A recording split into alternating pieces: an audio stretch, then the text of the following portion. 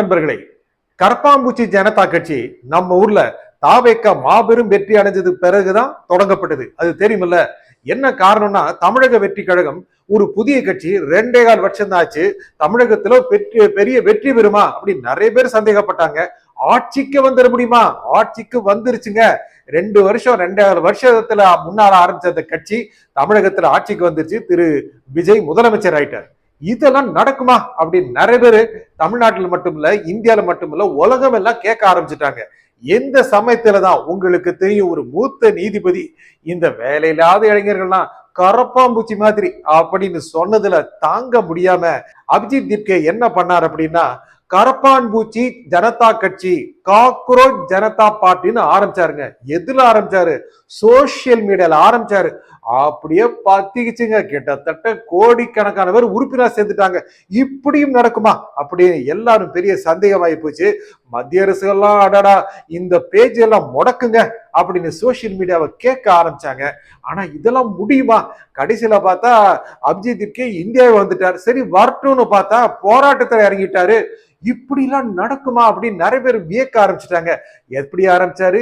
இங்கே தாவேக்கா மாபெரும் வெற்றி அடைந்த பிறகுதான் ஒரு கட்சி சோசியல் மீடியா மூலம் உண்மையை சொன்னால் வெற்றி பெற முடியும் அப்படிங்கிற நம்பிக்கையை அடைந்து அபிஜித் திப்கே காக்ரோச் ஜனதா பார்ட்டியை ஆரம்பிச்சார்.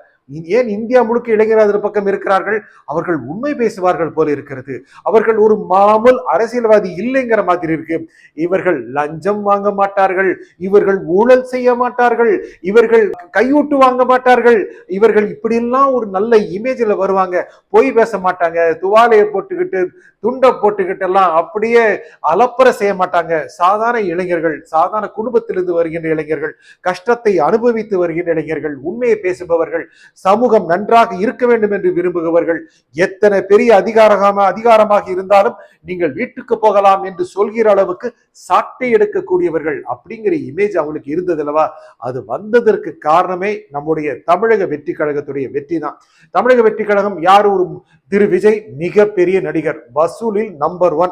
அப்படிப்பட்ட ஒரு கட்சி ஆரம்பிச்சாரு. என்னங்க நடிகர் ஆரம்பிச்ச கட்சிங்க, இதுல என்னங்க ஆகும்? கூட்டம் கூடுங்க, எந்தெந்த ஊருக்கு போனாலும் கூட்டம் கூடத்தான் செய்யும், ஓட்டா மாறுமா அப்படின்னு நிறைய பேர் சொன்னாங்க. திமுக அண்ணா திமுக அவர் பேரே எடுக்கல, திரு விஜய் பேரே எடுக்கல. ஏன்னா விஜய் எல்லாம் பேர் எடுக்கலாமா அப்படின்னு நினைச்சாங்க. ஒரு கட்சி அப்படின்னு சொன்னாங்க. அப்படி சொல்லிதான் பிரச்சாரம் பண்ணாங்க. ஆனா அவர் கண்டுக்கவே இல்லை. கூட்டம் கூடத்தான் செய்யுங்க, விஜய்க்கு மட்டுமா கூடும், நயன்தாரா வந்தாவோட கூடும், இப்படியெல்லாம் கேலி பண்ணாங்க. பெரிய பெரிய அரசியல் விமர்சகர்கள் எல்லாம் கேலி பண்ணாங்க. என்னங்க அவர் 40 சீட்டு கிடைக்குமா? அவருக்கு 234 இடங்களிலும் நிறுத்துவதற்கு வேட்பாளர் இருக்கிறார்களா? இப்படி ரொம்ப ரொம்ப நக்கல் பண்ணாங்க. ஆனால் நின்ற வேட்பாளர்கள் எல்லாமே கிட்டத்தட்ட யாருக்குமே தெரியாதுங்க. ஓரிரு நிர்வாகிகள் தவிர. தமிழக வெற்றி கழகத்துல திரு விஜயோ, திரு புசி ஆனந்தோ, ஆதவர்ஜனாவோ இப்படி 1-2 பேர் தவிர நின்ற வேட்பாளர்கள் யாருன்னே மக்களுக்கு தெரியாது. இருந்தாலும் கூட விஜய் என்ற முகத்திற்காக ஓட்டு போட்டார்கள். ஆனால் ஒரு நடிகருக்காகத்தான் ஓட்டு போட்டார்கள் என்று நம்பக்கூடாது. நடிகர்கள் எத்தனை பேர் அரசியல் கட்சி ஆரம்பித்திருக்கிறார்கள்.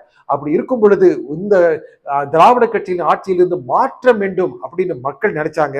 அதற்காக ஒரு நடிகருடைய கட்சி, அது உண்மை பேசும் கட்சி அப்படின்னு சொல்லி ஓட்டு போட்டாங்க அல்லவா? அதுதான் மிகப்பெரிய அளவுக்கான ஒரு மாற்றத்தை, அரசியல் ரீதியான ஒரு புரட்சியை தமிழகத்தில் ஏற்படுத்துச்சு. இது உலகம் முழுக்க மிகப்பெரிய தாக்கத்தை உண்டாக்குச்சு. என்னங்க இது ரீல்ஸ் கட்சிங்க அப்படின்லாம் சொல்றாங்க அல்லவா? ரீல்ஸ் கட்சி தாங்க, சந்தேகம் இல்லை.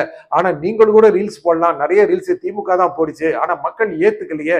இந்த ரீல்ஸ் கட்சியை வச்சுக்கிட்டு பார்க்கும் பொழுது சோசியல் மீடியால ஒரு இன்ஸ்டாகிராம்ல ஒரு கட்சியை ரெக்கார்ட் பண்ணோம் அப்படின்னா இந்த அளவுக்கான மக்களுடைய கற்பனையை எட்டி சேர்க்கும் அப்படிங்கிறது எதிர்பார்க்கல.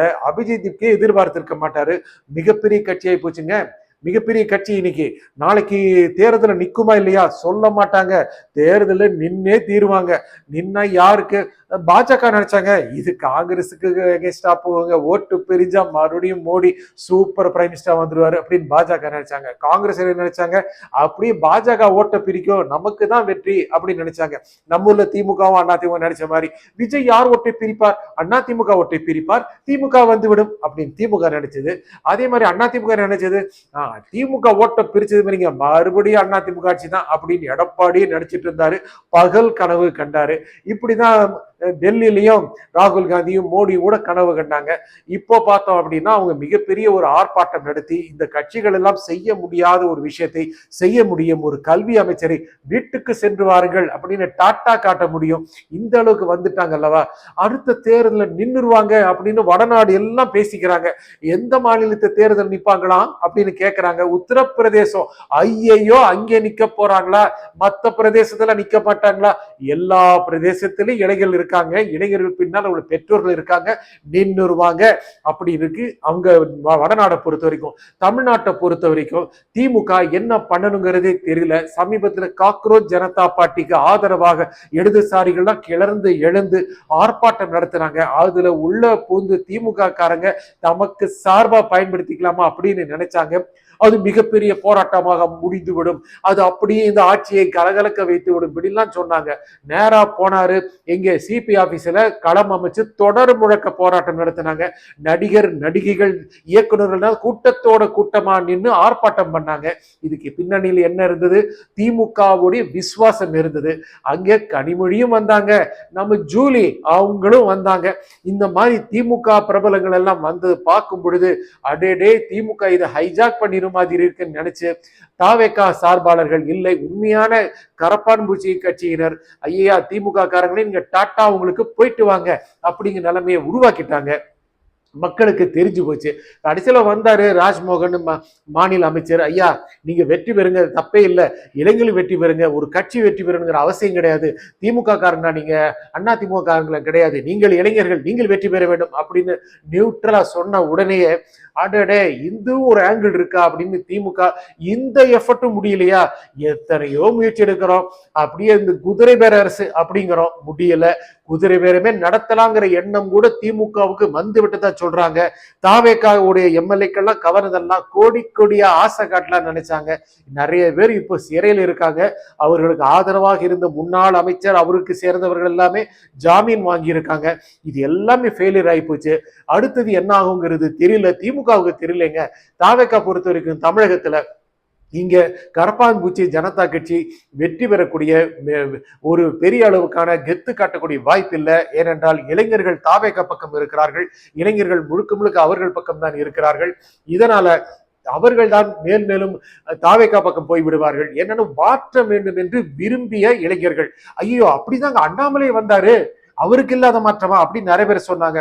அண்ணாமலையில இப்ப மாற்றம் கிடையாதுங்க. அண்ணாமலை இப்ப ரொம்ப ஏமாற்றம் ஆகி போச்சு. சுற்றுச்சூழல் பற்றி பேசுறாரு, கடல் வளம் பத்தி பேசுறாரு, போதை பத்தி பேசுறாரு, எப்போதான் அரசியல் பேசுவாரு. அண்ணாமலை மட்டும் அரசியல் பேசினா அவ்வளவுதான் அப்படி நினைச்சவங்க நிறைய பேர் இருக்காங்க. நோ நோ நோ, அது அண்ணாமலை பிஜேபியில் இருந்த காலம், இப்போ வேற காலம் அப்படின்னு அண்ணாமலைக்கு இங்க பல கட்சியினர் என்ன ஒண்ணும் வேலைக்காகாது அப்படின்னு நினைக்கிறாங்க. இன்னும் வருகின்ற எதிர்காலம் தாவேக்கா இருக்கிறதுனால கரப்பான் பூச்சி ஜனதா கட்சியுடைய தாக்கம் தமிழகத்தில் இப்பொழுது இருக்காது, எதிர்காலத்தில் இருக்கக்கூடியது சந்தேகம்தான். நன்றி, வணக்கம்.